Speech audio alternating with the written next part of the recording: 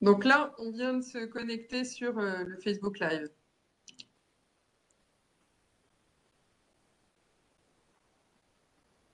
D'accord. Alors, je vais en profiter, puisqu'il est 19h03, pour vous présenter Jean-Claude, qui va faire la conférence.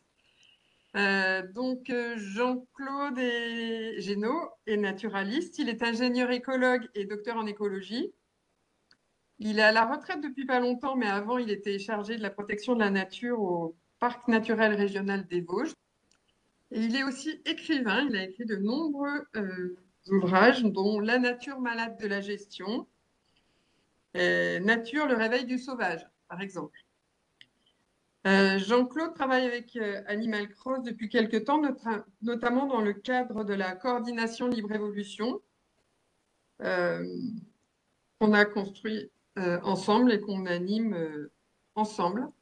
Et la coordination Libre Évolution étant une coordination d'associations euh, qui défendent la libre évolution de la nature. Voilà. Voilà, merci et bonsoir, enfin bonjour à tous. Donc le titre de ma conférence, vous le voyez, quelle nature au pluriel voulons-nous?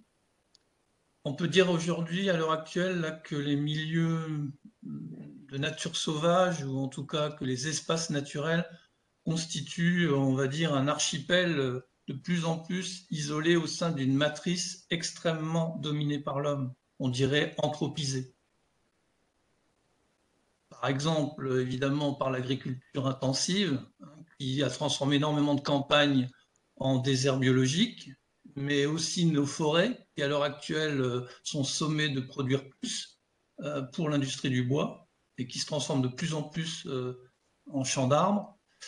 Nos cours d'eau ont été bien souvent dans le passé rectifiés, ils sont toujours pollués pour un bon nombre d'entre eux, voire truffés de seuil, dont certains barrages. L'urbanisation continue d'artificialiser les sols. Dans certains départements, ça atteint des proportions extraordinaires, comme par exemple la plaine d'Alsace où j'habite, avec une densité de population assez importante, où j'imagine les banlieues de certaines grandes villes françaises. Et là, ce qu'on appelle la trame grise, donc les infrastructures routières qui fragmentent ces paysages et qui empêchent les communications entre différentes populations animales. Au cours de ma vie professionnelle, j'ai assisté à énormément de choses que je qualifierais, et on va les détailler ensemble, d'écocides permanents, c'est-à-dire des petites choses auxquelles on finit par s'habituer, qui sont parfois illégales, mais qui se font quand même, et qui petit à petit ont rendu le paysage tel qu'il est aujourd'hui, champagnisé dans certains endroits, plus un arbre, etc., plus de bocage, plus de chemins creux, de mares, etc. Donc ces pratiques, ben évidemment, c'est l'épandage des pesticides, c'est l'arrachage des haies et des arbres fruitiers pendant les remembrements. J'ai connu les grandes vagues de remembrement des années 80, mais avant ça, évidemment, ils avaient déjà commencé. Les brûlis qui sont normalement interdits, mais qui se font dans certaines campagnes fréquemment, sur des roselières ou dans des friches. Les remblais en zone humide, une grande spécialité. Quand vous voulez gagner de l'espace, et ben vous remblayez les zones humides. L'abattage de très gros arbres qui mériteraient en tant qu'arbres remarquables de rester en vie. Et évidemment, le tassement des sols forestiers par des engins civicoles de plus en plus lourds. Donc tout ça, pour moi, participe de ce que j'appelle l'écocide permanent. À l'échelle planétaire, maintenant, on va regarder un peu ensemble où on en est. Quelles sont les grandes tendances et les facteurs qui nous conduisent à ce que je vais appeler la grande accélération. Au niveau de la population mondiale, cette courbe elle est intéressante, elle nous montre l'évolution de l'Holocène, c'est-à-dire il y a 10 000 ans avant notre ère jusqu'à l'an 2000, où on voit que finalement, l'augmentation exponentielle est arrivée assez tard, et c'est seulement en 2 siècles, entre 1800 et 2000, que la population mondiale a été multipliée par 6, passant de 1 à 6 milliards. Et si on regarde la courbe actuelle, avec les projections des démographes, on devrait être 8 milliards en fin 2022, début 2023, et les projections donnent jusqu'à 9,7 milliards en 2050, et il devrait y avoir une stabilisation, d'après les démographes, et sauf évidemment accident majeur, vers à peu près 11 milliards d'habitants. Évidemment, ces habitants se concentrent dans des villes, dans des énormes mégalopoles, de plus en plus. Hein. J'ai regardé un peu le classement des 10 premières villes à plus de 20 millions d'habitants, la championne étant le Grand Tokyo avec 37 millions d'habitants. Et dans le top des 10, eh bien, vous avez 2 villes chinoises, Pékin, Shanghai, vous avez 2 villes indiennes, New Delhi, Bombay, une ville africaine, le Caire, et 2 villes sud-américaines, Mexico et Sao Paulo. Et ce qu'on voit, c'est que cette urbanisation, elle gagne maintenant tous les continents. Avant, évidemment, il y avait des continents qui étaient encore très ruraux, là, en Asie, en Afrique, mais ces 2 continents, maintenant, manifestement, sont partis pour peut-être pas rattraper exactement le même niveau que les pays dits développés, mais pas loin. Donc, vous voyez, en 2050, 66% de la population mondiale serait urbaine. Cette photo que je vous montre, là, c'est exprès pour vous illustrer, si vous voulez, le fait que quand on imagine évidemment l'évolution de la population, on imagine des grandes villes qui débordent, etc. Mais dans les campagnes, par exemple, prenons l'exemple là de l'Ouganda, hein, un pays montagneux, là en l'occurrence, on est à la frontière avec la RDC. D'un côté, vous avez un parc national, là où il y a des forêts, qui s'appelle le parc national de Bwindi, qui abrite une des 3 dernières populations de gorilles de montagne. Hein. Il ne reste plus qu'à peu près 1000-1200 gorilles de montagne sur toute la Terre, et ils sont répartis dans 3 pays. Donc vous avez brutalement là à côté des défrichements qui sont faits par les paysans, parce que vous avez d'un côté 300 habitants au kilomètre carré, de l'autre, dans ce parc national, 1,4 gorilles au kilomètre carré. Donc vous voyez bien là une illustration parfaite de en quoi la densité de population, elle grignote quelque part la nature. Parce que là, on n'a pas affaire à des compagnies forestières qui déboiseraient ou à des multinationales. Non, c'est la petite paysannerie africaine qui, faute de rendement, eh bien, trouve encore le moyen pour cultiver et pour nourrir des familles qui généralement ont 6 enfants par famille, le fait de défricher. Et évidemment, la limite entre le parc national et ces zones-là n'est pas sans poser de problème de braconnage, etc. Enfin, voilà. Et ça, c'est le fait d'énormément de parcs nationaux, d'aires protégées dans le monde entier. Hein. Ce n'est pas propre à l'Afrique. Vous avez tous entendu parler évidemment de l'Anthropocène, mais plutôt que d'en parler, c'est mieux de montrer des photos illustratives. Par exemple, sur ce cliché satellite, vous voyez déjà l'Europe occidentale, enfin en partie, qui est quasiment illuminée la nuit. Hein. C'est pour vous montrer la densité urbaine des grandes villes britanniques, du Benelux, du nord de l'Italie, villes françaises, allemandes, etc., etc. Donc on a bien conscience de la présence humaine en regardant une telle photo. Et celle-là est encore plus parlante. Chaque trait vert représente un vol quotidien. Donc vous voyez que les vols sont tellement nombreux, ils ont repris là depuis la crise du Covid, vous ne voyez même plus le nord des États-Unis, vous ne voyez plus l'Europe, vous ne voyez plus une grande partie de l'Asie, notamment autour de la Chine, tellement le trafic est dense, quoi.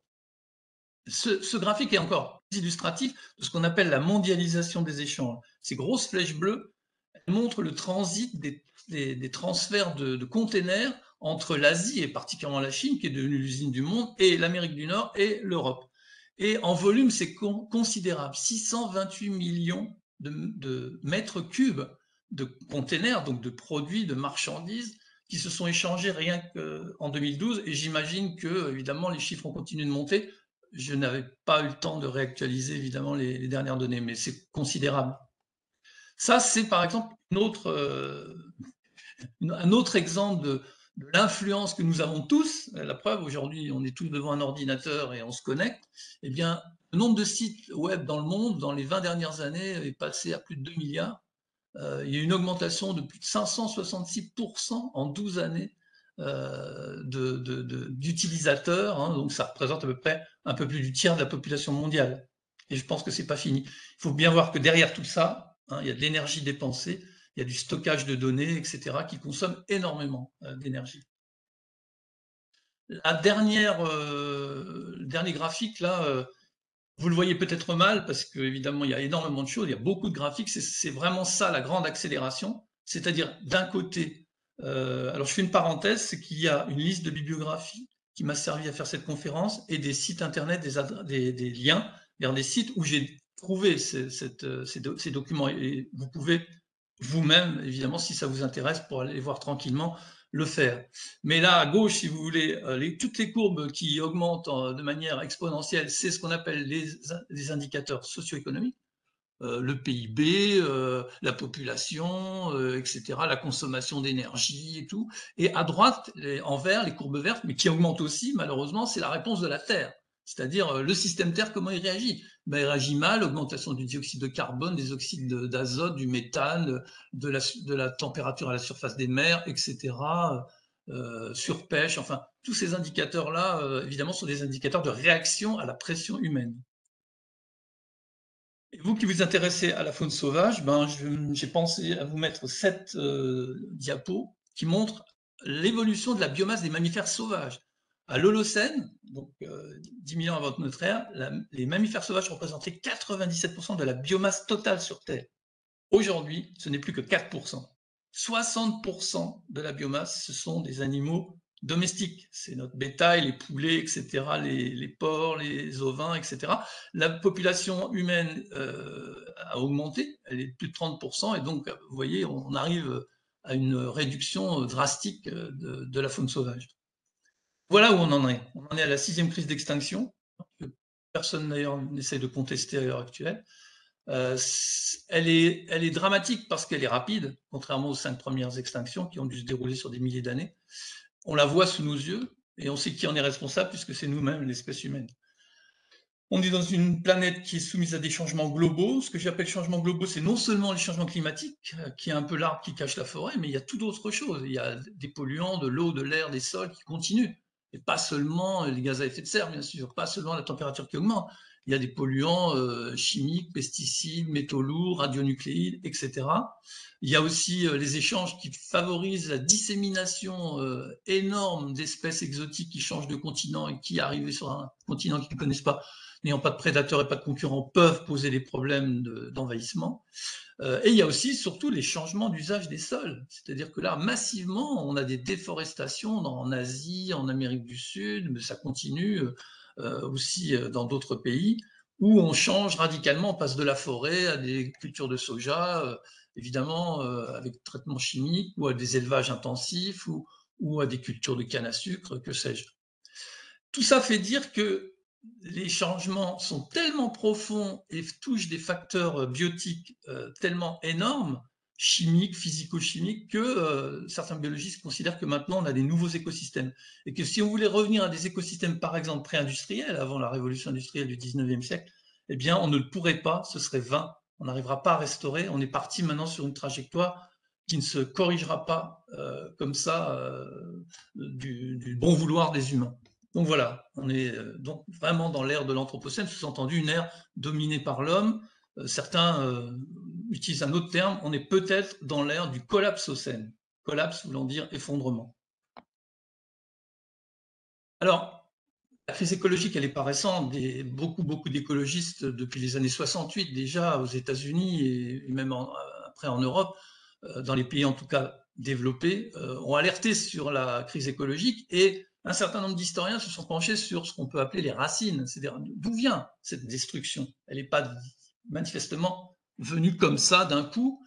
Et si on en cherche un peu les racines, moi j'ai résumé un petit peu 5 étapes que vous verrez qui sont un peu une chronologie remontant dans le temps. La première cause qui est invoquée par un certain nombre de chercheurs, et d'historiens en particulier, c'est la science.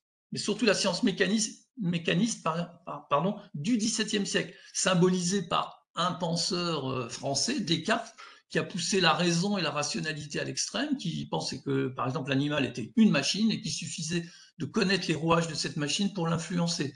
Et globalement, la nature. Et d'ailleurs, il a posé la question, faut-il se rendre maître et possesseur de la nature? C'était une question.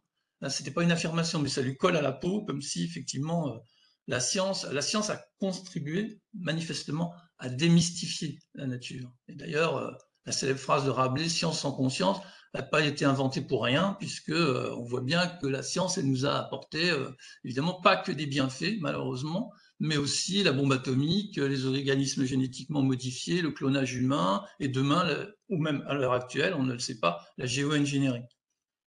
Deuxième chose qui est mise en avant par un chercheur américain spécialiste du Moyen-Âge, donc Lynn White, c'est la religion. Mais pas n'importe quelle religion, le christianisme est considéré par lui-même, donc il a écrit un petit livre là qui est très intéressant, comme une religion qui a sacralisé l'homme, qu'il a mis au centre, en gros, de l'univers, et donc qui a fondé quelque part cette religion, les racines de ce qu'on appelle l'anthropocentrisme, qui fait que l'homme se considère comme étant un peu le roi de la planète, et que tout ce qui est autour de lui, notamment la nature, est là évidemment pour son bien et pour ses usages.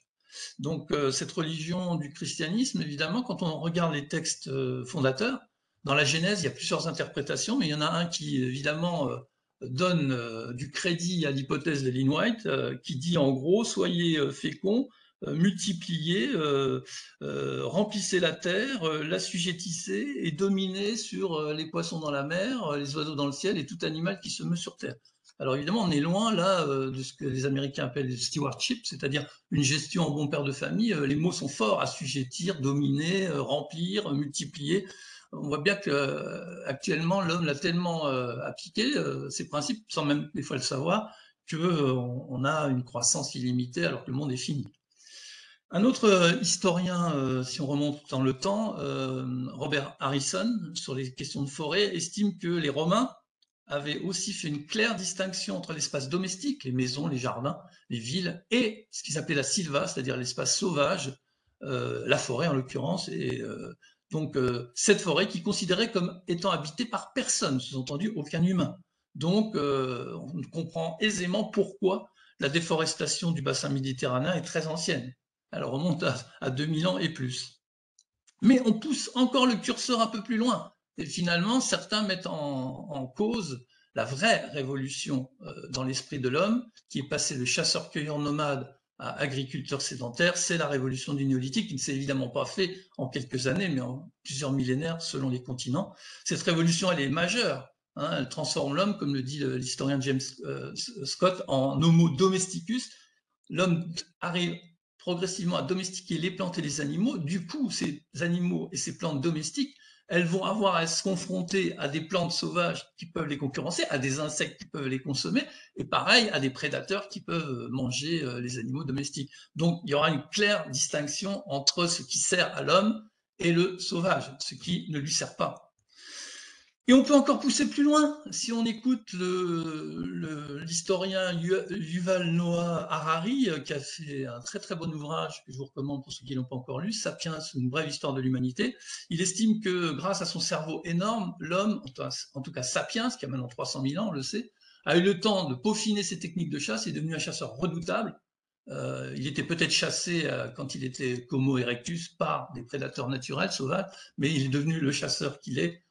Et il a tellement perfectionné ses méthodes, il usait aussi du feu pour rabattre les animaux, etc., qu'il a effectivement, son arrivée sur certains continents a coïncidé, comme un fait exprès, avec l'élimination de la mégafaune, ce qu'on appelle la mégafaune. C'est le cas en Australie, c'est le cas en Eurasie, et c'est surtout le cas aux États-Unis, où on considère qu'il y a eu à l'arrivée par le détroit de Bering des chasseurs sibériens une extinction massive, une guerre éclair contre le sauvage. La question que je posais, c'est quelle nature voulons-nous? On va en parler un peu de la nature. Vous doutez bien que ce n'est pas en une demi-heure et là en quelques minutes qu'on pourrait faire le tour de la question. Il y a des spécialistes qui se réunissent des journées entières de colloques pour discuter de la nature. Comment je veux résumer les choses? La nature, c'est plein de choses en même temps. Et c'est ça qui la rend peut-être attirante et en même temps complexe. C'est une entité vivante réelle, objective, mais c'est aussi une construction sociale, comme le disent les spécialistes des sciences humaines et sociales. C'est-à-dire, on la perçoit en fonction de notre culture, de nos connaissances, etc. Et donc, évidemment, vous prenez plusieurs personnes, toutes ces personnes auront peut-être des conceptions de la nature, des perceptions, des ressentis vis-à-vis de la nature différents. Ensuite, ça peut être un état. À un moment donné, vous voyez un paysage de nature, et voilà, c'est un état figé qui vous paraît statique, mais la nature, c'est aussi le changement, c'est aussi des dynamiques spontanées, donc un processus. Et ça, c'est pas toujours facile à percevoir. Et la nature, voilà, elle est à la fois vulnérable, c'est la biodiversité qui diminue, mais elle est aussi redoutable. C'est les tremblements de terre, le volcanisme, les tsunamis. Penseurs, j'en ai choisi deux francophones, se sont mis à donner leur définition de la nature. D'abord Robert Hénard, artiste, philosophe et naturaliste suisse, décédé en 1999. Vous voyez les mots, ils s'affichent devant vous. Pour lui, la nature, ça doit être sauvage, spontané, peu influencé par l'homme. Le second, c'est François Terrasson, ancien maître assistant au Muséum national d'histoire naturelle, mort en 2006, qui avait écrit un livre que je vous recommande, qui s'appelle La peur de la nature, mais on va en reparler. Pour lui, il y a nature quand il y a absence de volonté humaine.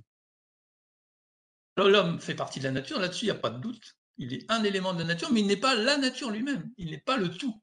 La nature nous englobe. Et c'est là où on voit bien que l'homme ayant eu très tôt, je pense, perception de sa différence par rapport à son environnement, Élisée Reclus, géographe anarchiste naturaliste, disait que finalement, l'homme, c'est la nature ayant conscience d'elle-même. Mais c'est tout à fait ça. C'est cette conscience qui fait que l'homme s'est toujours mis un peu à part de ce qui l'entourait au niveau naturel. Donc il y a toujours cette dualité qui existe entre nature et culture, qu'on retrouve dans la nature intérieure, entre émotion et raison, entre corps et esprit. Et si on s'intéresse aux racines plus psychologiques qui font qu'on détruit la nature, eh bien, on va invoquer évidemment François Terrasson. Pour lui, l'homme détruit la nature parce qu'il en a peur. Et d'ailleurs, la peur, elle est peut-être primale, elle est primitive, elle date peut-être de la période où justement les homos d'avant Homo sapiens étaient eux-mêmes des proies d'autres espèces sauvages. L'autre difficulté qu'il y a, c'est que l'homme à la fois est attiré par la nature, il est soumis à ce que Terrasson appelle une double contrainte, il est attiré par la nature, mais dès qu'il est en face de la nature, il ne pense qu'à une chose, c'est la maîtriser, la dominer. Donc une sorte de schizophrénie, si vous voulez. Le philosophe Christophe Gaudin va encore plus loin. Il estime que l'homme voue à la nature une véritable haine profonde. Pourquoi? Parce qu'il l'estime vivante, qu'il estime que la nature, elle nous nargue avec ses rythmes et ses cycles éternels. Elle nous paraît éternelle, alors que nous avons conscience de quoi? Nous avons conscience de la finitude de notre vie. Nous savons à un moment donné que nous allons mourir. La nature, elle, bien sûr, des espèces disparaissent, des végétaux fanent, mais l'année d'après, hop, c'est reparti. Et ça, c'est quelque chose de très, très profondément ancré, je pense, dans l'espèce humaine. La nature est menacée, mais la nature est protégée. Alors, on pourrait se poser la question, est-ce qu'une société aussi anti-nature que la société occidentale, dualiste, comme on dit, c'est-à-dire qui oppose homme et nature, peut protéger efficacement la nature? C'est une question, d'ailleurs. Mais en gros, si vous voulez résumer la période moderne de la protection de la nature chez nous, par exemple en France, au XIXe siècle, on protégeait pour l'esthétique. Le parfait exemple, ce sont les réserves artistiques de Fontainebleau, qui ont été préservées dans la deuxième moitié du XIXe siècle par des peintres de l'école de Barbizon. Au XXe siècle, par contre, on protège la nature de l'homme, on crée des réserves naturelles, on crée des parcs nationaux.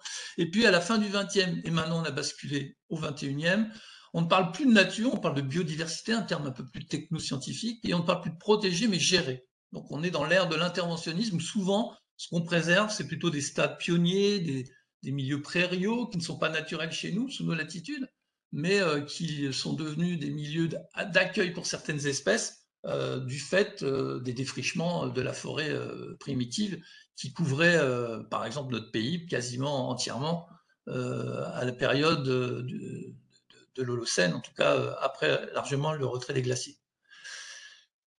Tout ça, cet interventionnisme dans la nature, même dans les réserves naturelles, on peut d'ailleurs chasser dans les réserves naturelles, on peut couper du bois dans les parcs nationaux, etc. Donc il y a plein d'activités humaines qui sont tolérées même dans des espaces dits protégés et qui devraient être dédiés à la nature. Et c'est ce qui faisait que François Terrasson se posait la question, mais est-ce que la nature gérée est encore naturelle? Puisqu'elle est maîtrisée plus ou moins, évidemment on ne la détruit pas, mais quelque part on bloque ces processus spontanés. Et les processus spontanés, c'est le propre de la nature. D'ailleurs, en revenant à Robert Hénard, notre artiste, philosophe naturaliste, dès 1967, il disait « Je ne vois pas comment la protection de la nature évitera de se résorber dans la culture, l'élevage et le jardinage ». Très visionnaire, notre ami Hénard. Quant à André Langanet, c'est toujours bien d'avoir les citations des généticiens qui voient les choses encore sous un autre angle. Il estime que conserver une nature qui paraissant change est un mirage lié à la courte durée de vie humaine. Voilà, donc on le sent bien qu'entre l'homme et la nature, c'est je t'aime moi non plus, hein, et qui a besoin de l'autre, eh ben, il faut qu'on se pose la question, chacun d'entre nous. Et il faut aussi qu'on se pose la question, parce que la nature, elle se mesure en degrés. Les scientifiques parlent de degrés de naturalité. Quel degré de nature on est prêt, nous, à accepter dans nos univers domestiques, dans son propre jardin, dans son verger, etc. et quelle nature on aime profondément, vers quelle nature on est attiré. C'est important de le savoir soi-même avant d'aller débattre avec d'autres pour collectivement décider de telle ou telle politique. C'est pourquoi la nature en libre évolution est très importante, parce qu'elle est une sorte de témoin de ce que la nature est capable de faire malgré toutes les modifications qui ont déjà été faites. De la nature vierge, vous savez, actuellement sur Terre, il n'y en a plus beaucoup d'espace. D'ailleurs, il y a eu une publication importante qui est sortie il y a 1 ou 2 ans et qui considère qu'à part certaines parties de l'Antarctique et quelques autres zones forestières de Sibérie et de forêts tropicales humides, il ne reste plus beaucoup d'espace qu'on peut considérer comme vierge, puisque l'homme a pratiquement, comme on dit, la main de l'homme a mis le pied partout. Donc la nature en libre évolution, c'est important, et c'est plus important de voir ce qu'en pensent, par exemple, les philosophes. La philosophe Florence Burga, par exemple, estime que c'est une part de liberté, c'est un symbole de liberté, la nature sauvage, puisque on voit vraiment ce que faisait la nature avant qu'on arrive, nous, l'espèce humaine. On peut le voir là si on n'intervient pas. Et c'est dur de ne pas intervenir, évidemment. Elle parle, elle, de domination totalitaire de l'homme. Quant à Baptiste Morisot, le jeune philosophe qui a beaucoup travaillé sur la question de la diplomatie, par exemple, pour essayer de rétablir de bonnes relations entre les éleveurs et les loups, il estime que la libre évolution, ce n'est absolument pas une mise sous cloche. Au contraire, la cloche ne tiendrait pas longtemps. La nature, c'est mouvant. La nature, c'est des dynamiques écologiques spontanées qui peuvent déborder de l'espace où elle est et qui peuvent irriguer même les espaces environnants. Donc, il plaide pour laisser effectivement des milieux en libre évolution, rien que pour laisser la nature face à des phénomènes évolutifs qui ne sont pas ce qu'ils sont ailleurs, c'est-à-dire l'anthropisation, la pression humaine étant le facteur numéro 1 auquel les espèces sont confrontées. Quant à Henri David Thoreau, je ne sais pas si vous le connaissez, un penseur transcendentaliste, ami de Emerson et grand amoureux du sauvage qui a vécu aux États-Unis au XIXe siècle, qui considérait que la sauvegarde du monde réside dans le monde sauvage. Le mot anglais, c'est wildness, donc le sauvage, l'état sauvage. Pourquoi qu'il faudrait, par exemple, on le fait à la coordination libre évolution, essayer de convaincre les gens qui ne le sont pas que la libre évolution, c'est un peu la nature du futur. Parce que si vous laissez la nature faire, vous allez avoir des surprises, et pas forcément désagréables. Vous aurez des retours de chaînes alimentaires plus complexes. On sait que dans la nature, par exemple, la complexité, c'est un gage de résilience. La résilience étant la capacité qu'a un écosystème à revenir à son état initial après des perturbations, qu'elles soient d'origine humaine ou naturelle. Donc c'est extrêmement important puisqu'on va rentrer dans une ère tout à fait agitée, tout à fait inconnue de changements globaux et particulièrement de dérèglement climatique. Il est important de miser là-dessus. Si les espaces sont suffisants, eh bien, elles peuvent permettre le retour de nouvelles espèces, d'espèces qui avaient disparu de l'endroit, des grands herbivores ou des grands carnivores. Et puis ces boisements spontanés qu'on voit se développer sur les friches, les jeunes forêts, comme on les appelle, qui ont 30, 40 ans parfois, eh bien ce sont, si on a la sagesse de les laisser pousser, ce sont les forêts vierges, entre guillemets, de demain, du futur. Mais pour ça, il faut inverser nos valeurs. Il ne faut pas considérer que la nature n'existe que quand elle est valorisée par l'homme, quand elle est améliorée. La nature a une valeur intrinsèque, elle existait avant nous, rien que ça mérite comment dire, de la considération, et elle pourrait très bien exister si on avait la bêtise de disparaître. Pour terminer, j'essaye de dresser ce que j'ai appelé des scénarios, parce qu'on ne sait pas trop où on va. Actuellement, il faudrait être très malin pour jouer à Madame Soleil, mais il y a plusieurs scénarios que j'ai tirés d'un document d'écologistes américains qui date déjà un peu, mais je les trouve tout à fait pertinents encore aujourd'hui. Il y a le scénario poubelle. Qu'est-ce qu'ils entendent par le scénario poubelle? On continue à polluer les eaux, l'air, les sols, on continue à détruire la nature à grande échelle, comme vous le voyez maintenant, puisque l'homme est partout et a des moyens démesurés. Donc, on aurait, si vous voulez, un monde qui serait plus très vivable. Les villes, j'ai oublié de dire, les villes évidemment continuent de croître avec tout leur cortège d'inégalités, de misère, de pauvreté et de violence, sans parler évidemment des guerres qui pourraient venir de flux migratoires à contrôler à cause du changement climatique, voire de guerres pour l'eau, pour les ressources naturelles, etc. Donc un scénario un peu dystopique, si vous voulez, un monde dystopique où finalement les vivants humains et non humains deviendraient, enfin, leurs conditions de vie deviendraient invivables. Après, vous avez le scénario jardin, où l'homme essaierait de régler au maximum ses problèmes de dépendance à l'énergie, aux énergies fossiles, réglerait un certain nombre de problèmes de pollution, mais il faudrait nourrir quand même cette population qui continue de croître. Donc il y aurait des villes à la campagne, il y aurait des panneaux photovoltaïques et des éoliennes un peu partout, il y aurait des microcentrales sur toutes les rivières, et il n'y aurait plus que des animaux domestiques, puisqu'il faudrait cultiver et faire de l'élevage un peu partout. Donc ce serait un monde un peu expurgé de tout ce qui est sauvage, si vous voulez, à quelques exceptions près. Une sorte de meilleur des mondes, où là, cette fois, le monde serait peut-être vivable pour les humains, mais pas vivable pour les vivants non humains. Le dernier scénario qui aurait évidemment ma préférence, c'est une civilisation, si vous voulez, qui utiliserait sa technologie non pas pour détruire la nature, pour l'anéantir ou la dominer, mais pour au contraire l'épargner, qui rendrait les villes beaucoup plus humaines, beaucoup plus vivables, avec de la nature bien sûr, mais aussi évidemment avec une plus grande sobriété dans les usages de notre consommation, de notre hyperconsommation, et qui pourrait côtoyer des espaces très sauvages. Ça, si vous voulez, c'est un petit peu un monde utopique, une utopie heureuse, mais voilà, ça pourrait être aussi un scénario. Alors, j'y crois pas trop, mais je crois plutôt au mélange des scénarios, parce que selon les régions ou selon les pays, vous pouvez avoir de la poubelle et du jardin, de la poubelle et du sauvage, ou du sauvage et du jardin. Voilà, j'ai terminé mon intervention, puisqu'il fallait que je respecte impérativement ma demi-heure. Place aux questions. Merci Jean-Claude.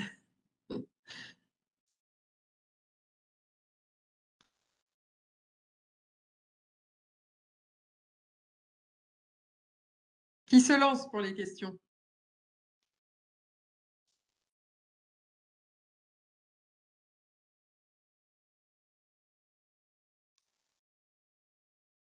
Alors, si vous voulez parler directement, vous avez juste à réactiver votre micro, hein, tout simplement. Hein.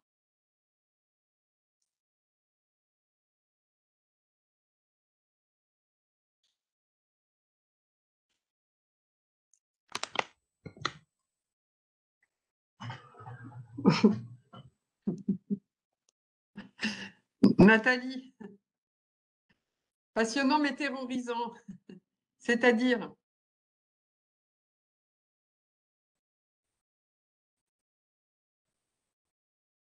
Il faut réactiver le micro. Hein.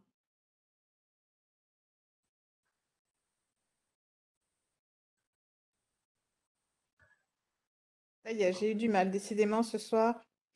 Oui, merci beaucoup. C'était vraiment très, très intéressant. Maintenant, je suis complètement démoralisée. Je l'étais déjà un petit peu avant, mais là, c'est terminé pour un bout de temps. Faut pas. Je ne sais pas comment vous réussissez à être optimiste, mais Non, moi je ne suis pas optimiste ni pessimiste, je suis ce qu'on appelle lucide en tant qu'écologue. Il faut regarder la réalité en face et on est tous les humains embarqués dans la même planète. Il n'y a pas des gens qui pourraient se dire ben moi je suis à part. Non, non, on est tous là. Et ben, on peut agir, vous le savez très bien. Vous êtes peut-être membre d'une association. Moi, j'essaye de défendre, je l'ai fait professionnellement, maintenant je le fais à titre de citoyen, mais je le faisais aussi à titre de citoyen. Donc, bien sûr que, évidemment, les perspectives sont pas réjouissantes, mais vous voyez bien vers quoi on va. Vous voyez quand même bien oui, justement. les défis auxquels l'humanité doit faire face. Je pense que l'espèce humaine n'a jamais été confrontée à de tels défis. D'un côté, un climat déréglé qui va provoquer forcément des choses qu'on n'imagine peut-être même pas, et de l'autre, un effondrement de ce qu'on appelle la diversité biologique, dont on ne sait pas très bien encore si, à un certain seuil, la disparition de certaines espèces, bon, bah, je sais pas moi, au fin fond d'une forêt va disparaître tel prédateur, ça ne vous empêchera pas, ni vous ni moi, de dormir, surtout si on ne le connaît même pas, si on ne l'a jamais vu. Mais il s'avère que si c'est des écosystèmes entiers qui disparaissent avec énormément d'espèces, remplacés par d'autres milieux plus simplifiés, ça va provoquer des déséquilibres globaux, si vous voulez. Et là, ben, on ne sait pas trop où on va. Et peut-être que certaines espèces vont disparaître et on va seulement à ce moment-là, au moment de la disparition, se rendre compte de l'importance qu'elles avaient, du rôle clé sur le plan écologique. Par exemple, prenez les savanes africaines. Vous avez déjà vu des images de documentaires avec toutes ces grandes densités, les gnous, les gazelles, et puis là-dessus, il y a des grands prédateurs, les lions, des panthères, etc., des hyènes et tout. Mais les espèces clés là-dedans, c'est pas les grands prédateurs qui empêchent les ongulés sauvages de manger toute la végétation. Non, non, l'espèce clé de voûte de ça, c'est les carabes. Les carabes qui recyclent toutes les déjections, la matière organique, que ces milliers et milliers dans les réserves naturelles des parcs nationaux africains d'ongulés rejettent en une journée, en un mois, en une semaine. Si elles n'étaient pas là, l'écosystème, toute la végétation serait grillée, si vous voulez, cette accumulation de matière organique. S'ils n'étaient pas là, ces bousiers, l'écosystème s'effondrerait. Donc vous voyez, c'est un petit exemple, juste pour vous dire que les espèces que les écologues appellent des clés de voûte peuvent être des espèces pas du tout spectaculaires, pas forcément des grands vertébrés, des prédateurs ou que sais-je. Non, non, ça peut être des insectes. Bon, on pense par exemple à la disparition des insectes vis-à-vis de la pollinisation. Ça, vous le connaissez tous, par exemple. Tout le monde, évidemment, craint la disparition des abeilles. Mais il n'y a pas que des abeilles domestiques, il y a beaucoup d'abeilles de pollinisateurs sauvages. Et ceux-là, s'ils disparaissent, oui, il y aura sans doute des problèmes. Jean-Claude, une petite question de Michel. Là. Comment évaluez-vous l'impact possible des réserves de vie sauvage? Partout, le constat qui est fait par...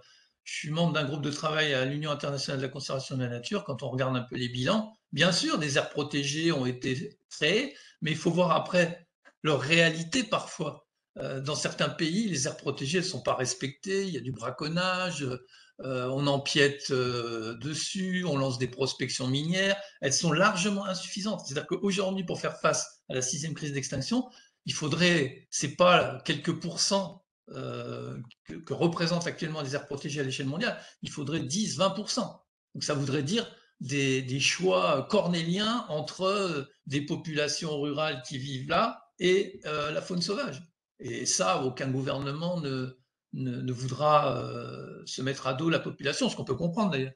Donc on est allé déjà tellement dans l'anthropisation, on a été tellement loin, on a réduit tellement les espaces protégés à ce qu'ils sont, c'est-à-dire des îlots plus ou moins grands, que maintenant, revenir en arrière, c'est difficile.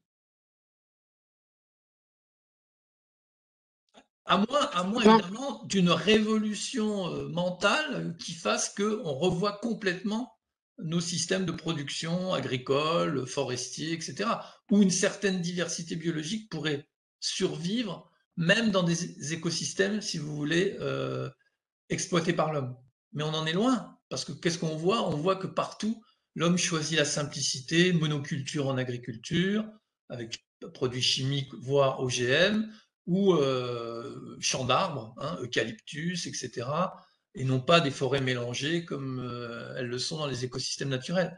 Donc, c'est pas très encourageant. En Europe, on a un peu plus de ce genre de cas. Il y a effectivement des milieux forestiers, mais actuellement, l'industrialisation de la forêt va à grands pas, et ça, c'est pas du tout un bon signe.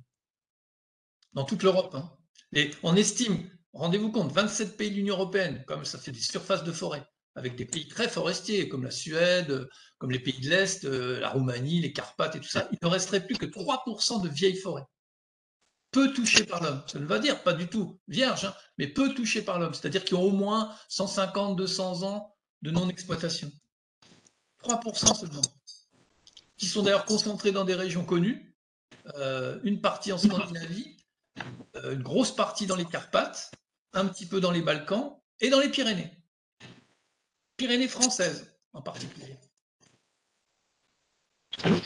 Jean-Claude, pour reprendre la question de Michel, l'impact possible des réserves de vie sauvage, c'est-à-dire qu'ils soient plus à notre échelle, c'est-à-dire soit à l'échelle de notre jardin, soit quelques hectares autour de nous. Quel rôle ça pourrait jouer? Est-ce que ça peut jouer un rôle dans la nature et lequel? Ça joue forcément un rôle, ça joue un rôle de refuge. Mais à un moment donné, si tu veux, un refuge, s'il n'est entouré que d'espaces complètement artificialisés ou trop artificialisés, et ce refuge est trop éloigné d'un autre refuge, D'où l'importance de ce qu'on appelle maintenant les trames vertes ou la connectivité. Ça, il servira à rien. Et d'ailleurs, si même tu laisses... Bon, la nature est généreuse, en gros. Et elle corrige parfois quand même nos erreurs. Mais si tu laisses la nature venir, même sur un trottoir, très vite, tu verras que les végétaux percent le macadam. Après, des lichens s'installent. Puis ensuite des mousses, puis ensuite des végétaux, et puis tu reviens 20 ans ou 30 ans après, et tu vois même plus ton trottoir, il est couvert de végétation. La végétation est foisonnante, elle réagit partout, même dans des sites très pollués. Maintenant, la faune, c'est autre chose. Les insectes, il y en aura toujours. Hein. On estime même qu'après une catastrophe nucléaire, il resterait, comme le disent les spécialistes, une république d'herbes et d'insectes. Mais pour les vertébrés, c'est autre chose. C'est beaucoup plus compliqué. Plus on monte dans la chaîne trophique, et plus c'est compliqué parce qu'il faut, pour vivre, une espèce a besoin de se reproduire, a besoin d'échanges génétiques. Et donc, il faut une taille de population, ce qu'on appelle les populations minimum viables. Et ça, vous ne l'avez pas partout. C'est d'ailleurs le problème majeur des aires protégées actuellement dans le monde. C'est que, je ne sais pas si vous avez déjà vu les trafics qui sont faits en Afrique, où on prend des rhinocéros d'un côté pour aller les mettre dans un autre parc, on transporte des lions, on les emmène dans un autre parce que là, ils ont une maladie, etc. etc. On fait un business incroyable. Enfin, ça, c'est de la gestion à grande échelle, quoi. Parce que sinon, les espèces s'éteignent tout naturellement. Si vous voulez, comme vous n'avez plus d'échanges, vous avez des gènes récessifs qui interviennent, vous avez des maladies, de la consanguinité, et les espèces s'éteignent tout naturellement, faute d'échanges avec d'autres individus de la même espèce. Donc ça, c'est plus gênant. Mais si on veut revenir à nous, là, je ne sais pas où vous habitez les uns et les autres, mais si vous avez un jardin, votre jardin, vous pouvez en faire un petit trésor sauvage. Alors évidemment, vous garderez une partie que vous allez contrôler, parce que si vous voulez des légumes, des fleurs, horticoles, ok. Mais moi, j'ai sous les yeux, là, au moment où je vous parle, mon jardin, il n'est pas très grand. Il va faire, je sais pas, 2 heures et demie. Mais en ville, bon, c'est pas une grande ville, mais quand même, par rapport à mes voisins qui font des paillassons verts, ben moi j'ai de l'herbe là qui fait 1,50 m de haut, j'ai des fleurs, des sensons, des cardamines qui ont poussé, plein de choses. Mais il faut avoir le courage de faire ça et aussi laisser pousser des arbustes à baies. J'ai des aubépines, des cornouillers, des églantiers, j'ai même des sorbiers des oiseleurs qui poussent maintenant. Enfin, j'ai un petit coin, on va dire, forestier. J'ai un petit coin sauvage, quoi. Enfin, plus qu'un petit coin maintenant. Une petite question, Jean-Claude, si tu veux bien, si tu as, Oui. terminé, moi que je t'ai coupé, mais je ne pense pas. Il y a une question dans le chat qui dit: existe-t-il un ou des pays dans le monde qui se rapprochent du scénario sauvage? Et après, j'ai Nata qui aura une question à poser après. Ça, c'est La première question, c'est un pays qui se rapproche du scénario sauvage. Non, un pays tout entier, un pays tout entier, je ne pense pas, parce que tout le monde, qu'on soit dans le monde dit occidentalo, américano, nippon, enfin, dit développé. Maintenant, le mode de développement de ces pays-là s'est étendu à la planète entière. Tout le monde veut de la croissance, tout le monde veut de l'hyperconsommation.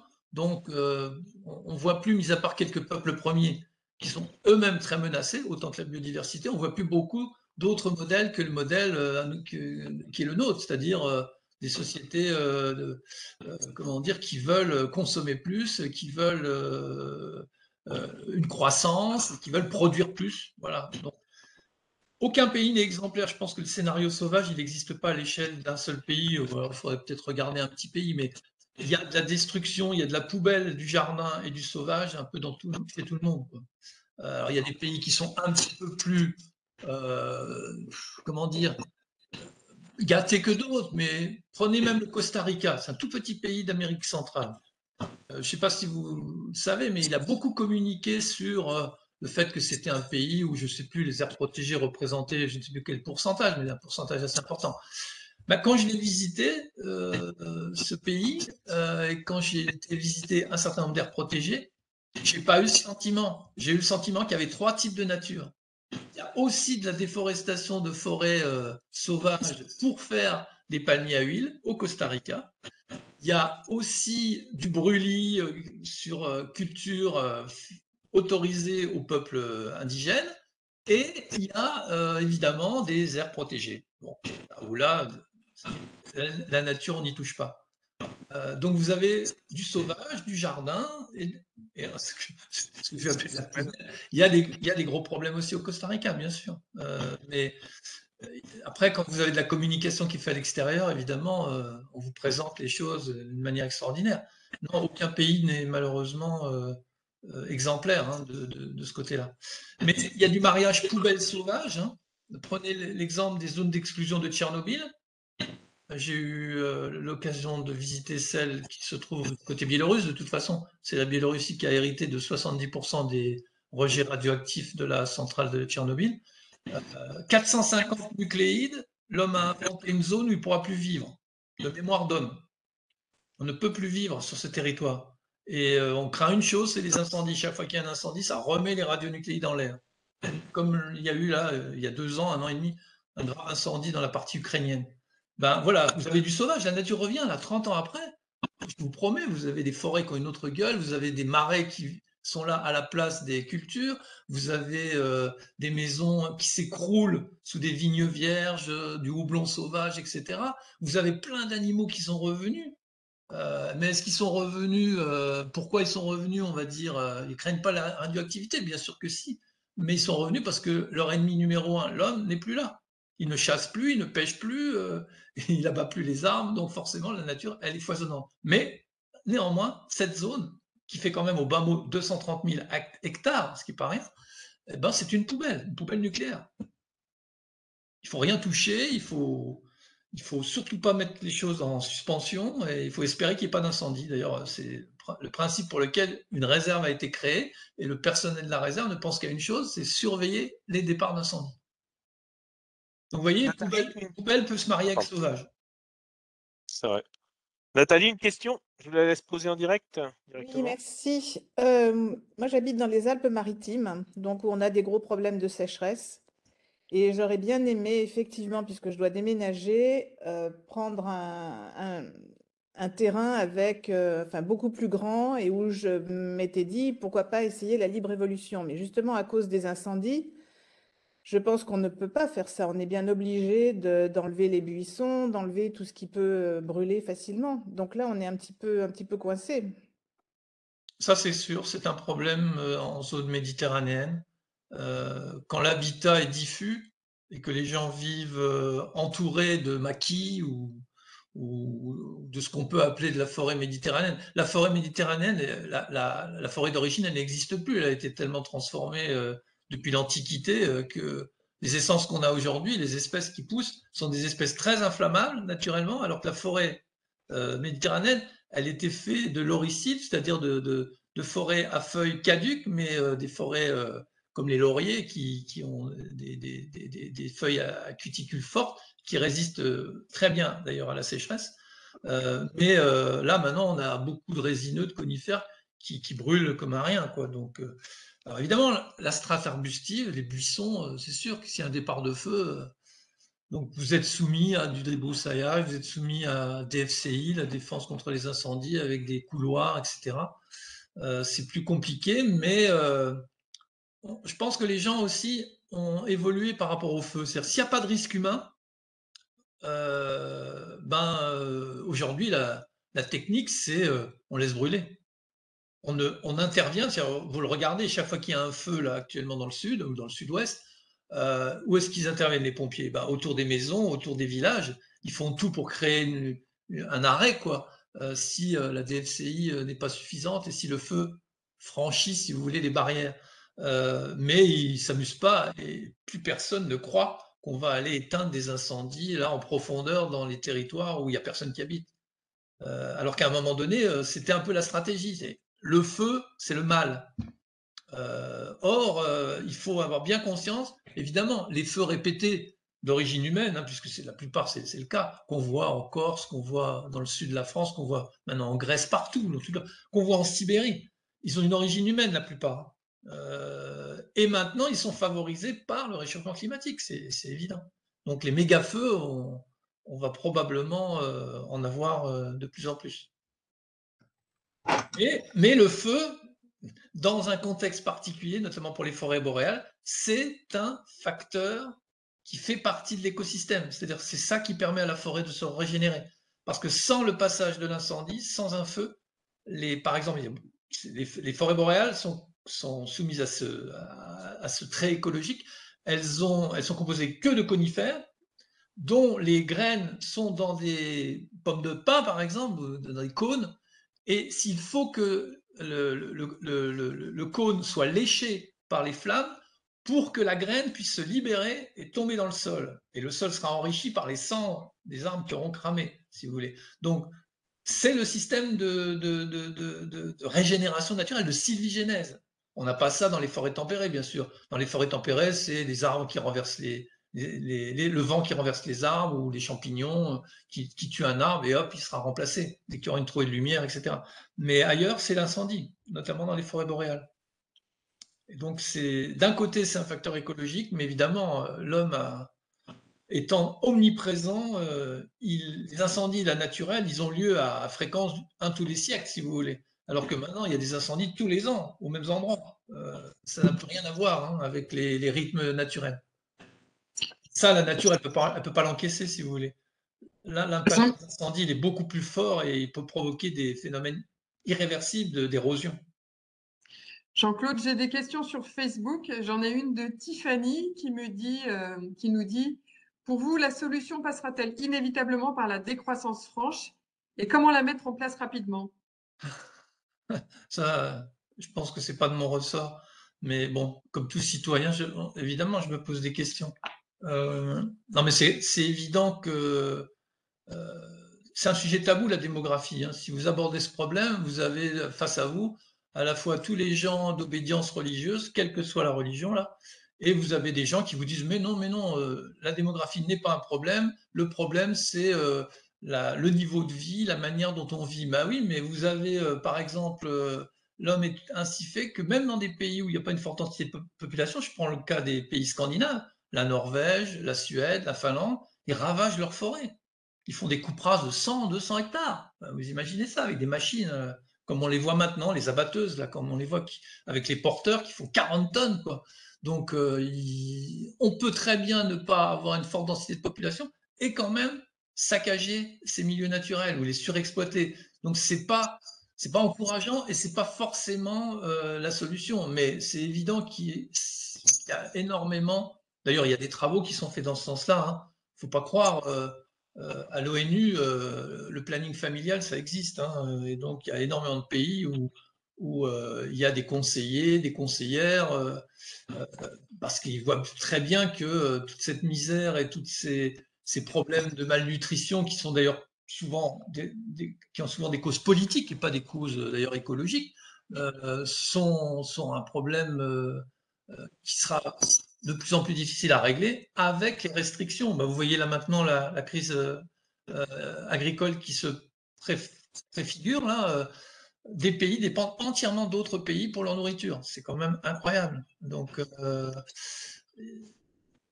j'ai pas de réponse à la question, mais c'est évident qu'il faudra aller vers une décroissance dans une sobriété. Mais c'est à nous de montrer l'exemple, parce qu'on est surdéveloppé par rapport à certains autres pays. Et ces autres pays, qu'est-ce qu'ils veulent? Ils veulent se développer comme on l'a fait nous. Donc, c'est pas demain. Alors, j'ai une remarque de Anthony Foussard. Jean-Claude, pour avoir des espèces sauvages, il nous faut des espaces sauvages. Oui. Mais pour que ces espaces soient durablement acceptés, il me semble qu'il nous faut des esprits sauvages. C'est ce que j'appelle la trilogie des trois ESP, espèce, espace, esprit. Mais comment fait-on pour aller vers un réensauvagement des esprits? Voilà. Ça, c'est un travail que chacun doit faire sur soi-même, parce que il n'y a pas de solution miracle. Qu'est-ce qui fait que, par exemple, vous ou moi, on aime, par exemple, oui, la nature spontanée ou la nature sauvage? J'ai essayé de me poser moi-même la question. Et si je ne sais pas si c'est la bonne analyse, mais je pense que c'est dû à mon enfance. C'est-à-dire que j'ai eu la chance, pendant mon enfance, de baigner très tôt dans la nature et une nature qui était faite de friches, de forêts peu exploitées, sur des terrains militaires en cours d'abandon et des choses comme ça. Donc mon œil s'est habitué très très tôt à apprécier ça. Et du coup, quand je voyais des champs d'arbres bien ordonnés, évidemment des cultures, et plus ce foisonnement végétal qu'on trouve dans la nature spontanée, j'y trouvais pas mon compte. Et c'est plus tard, quand je suis devenu écologue, que là, je me suis vraiment rendu compte qu'au fond de moi, il y a une attraction pour la nature sauvage, quoi. C'est clair. Donc, je pense que l'enfance, c'est important. Or, ce qui est en train de se passer, c'est que maintenant, beaucoup d'enfants sont coupés de la nature, sont devant des écrans très jeunes, donc vivent dans du virtuel. Ils auront toujours, grâce à Internet, on aura toujours des belles photos de nature devant les yeux, mais le contact direct qui peut permettre à l'esprit, justement, d'accepter un peu la nature, d'accepter ce qui est ça. La nature, c'est pas seulement quand il fait beau et quand on est assis dans une prairie avec une nappe et puis un beau pique-nique dessus. C'est aussi le froid, c'est aussi la nuit, ça pique, ça peut écorcher, etc. la nature. Donc aujourd'hui, on veut tout sécuriser et on veut du confort et c'est ça qui rend l'espace autour de nous mortifère, quoi. Il n'y a plus rien parce qu'on veut tout sécuriser. Vous avez déjà vu les aires de jeu, à quoi elles ressemblent pour les gosses? Non, on dirait des prisons. C'est incroyable, quoi. Alors, les gosses, on les laisse plus grimper aux arbres, on les laisse plus aller dans les flaques d'eau, on les laisse plus faire des cabanes. Enfin, j'habite en bordure de forêt, je vois pratiquement plus de cabanes. Il y a encore quelques scouts qui en font, mais les gamins, ils pensent plus à faire des cabanes. Donc ça, c'est important. On a ce phénomène-là, les enfants sont privés de nature, et donc ça va pas donner des individus qui vont accepter facilement le sauvage.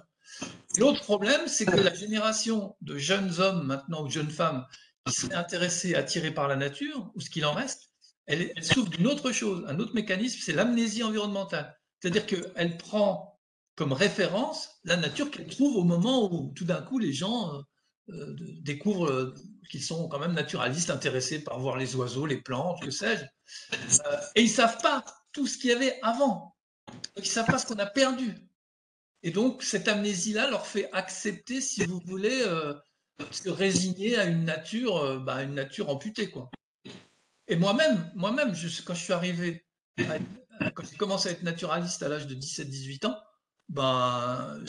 j'ai pris ce que j'avais autour de moi, j'ai regardé les espèces, les champignons, les plantes, comme étant, comme étant mon état de référence. Et c'est seulement en rencontrant des vieux de la vieille, plus tard, qui m'ont dit, mais si tu savais ce qu'il y avait là avant, si tu savais la quantité d'insectes, la quantité de plantes à fleurs, etc., ou les beaux arbres qu'il y avait dans cette forêt, oui, mais voilà, il s'avère que on est forcément tous un peu amnésiques. Jean-Claude, j'ai encore une dernière question qui n'est pas des moindres. Que pensez-vous des actions de réintroduction pro-interventionnistes ou pas?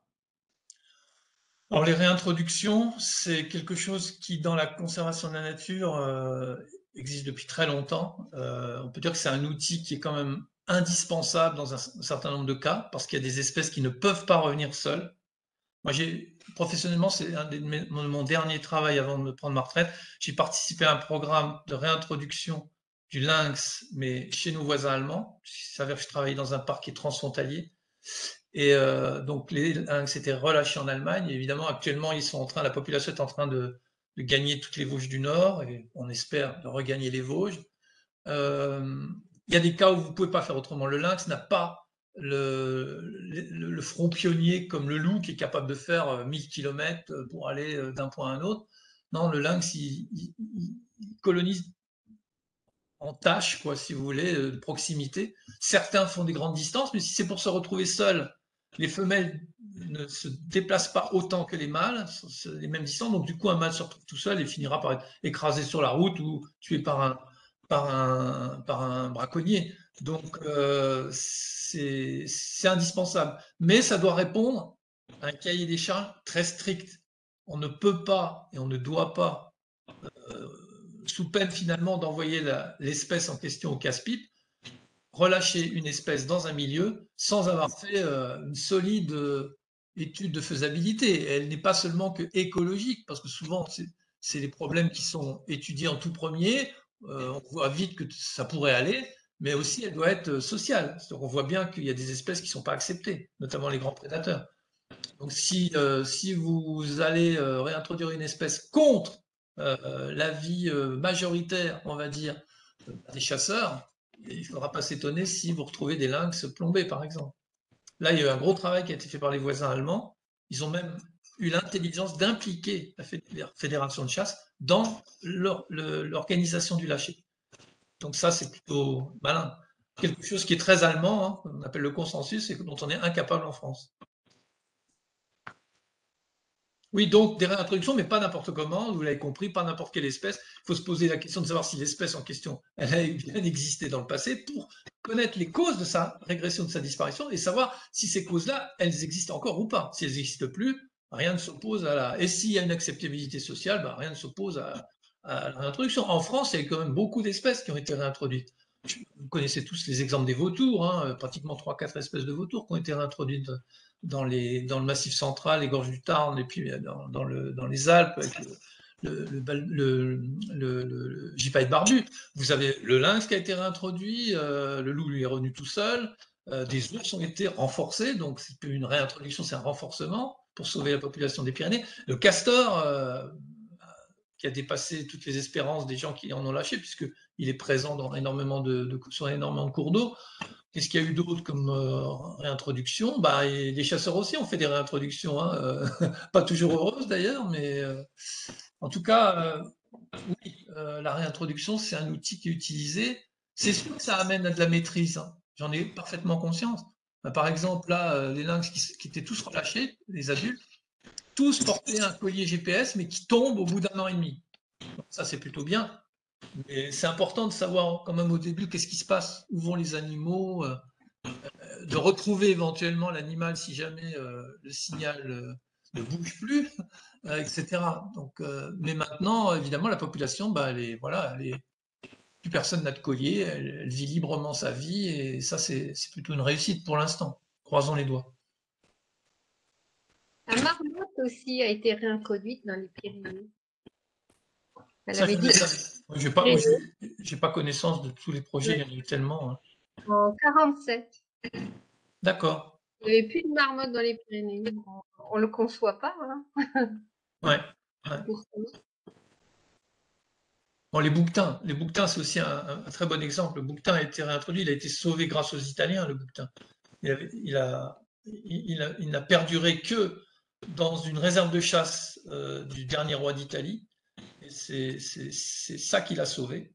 Et puis ensuite, de là, il a été réintroduit plus tard par les parcs nationaux français. Mais parfois, l'idée mini-moins une, le bon exemple, c'est le bison. Hein. Le bison d'Europe, il a failli disparaître dans la fameuse forêt de Biélovieja. Il en restait quelques individus, puis ils ont disparu à l'état sauvage. Heureusement, il existait des individus dans des zoos, et on a pu reconstituer une population, mais qui est encore assez fragile.